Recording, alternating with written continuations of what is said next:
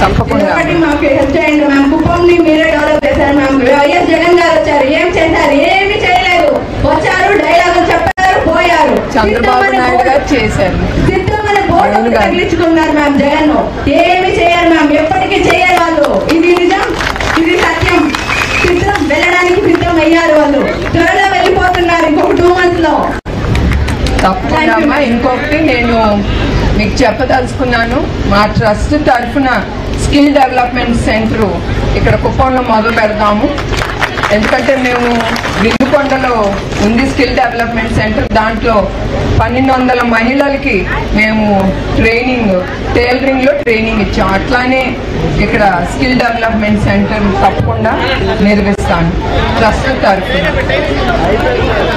తర్వాత నేను ఇదంతా ఒక లెవెల్, ఒక జోక్ వేస్తాను. మీ ఆన్సర్లన్నీ నాకు ఫ్రీగా ఇవ్వాలి.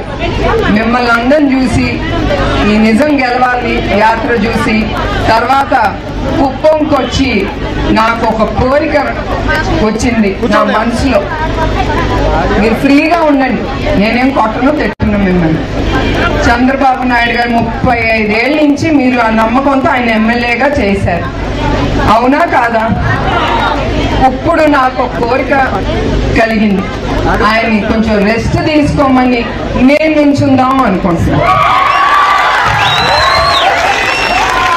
సో ఎవరికి చంద్రబాబు నాయుడు గారు కావాలో చేతులెత్తండి. అదే అందరు చేతులెత్తండి. నేను నాకు ఇద్దరు కుదరదు కదమ్మా, ఎవరన్నా ఒక్కలే చెప్పాలి.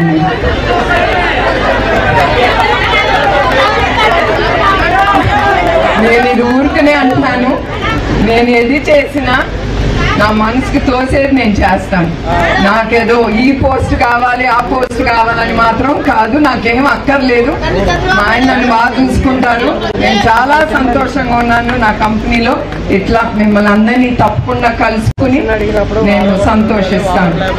ఇది ఊరికే ఒక జోక్ కింద, ఎప్పుడు సీరియస్ గా మాట్లాడితే బాగోదు కదా, అది ఒక లైటర్ మూమెంట్. ఇది నిజం అనుకోపాకండి, ఆయనే ఉంటారు మీకు ఎప్పుడు. సరేనా?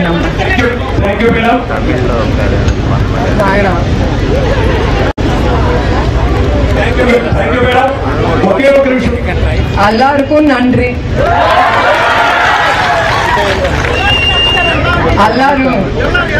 எல்லாரும் சரியா இருக்கீங்களா?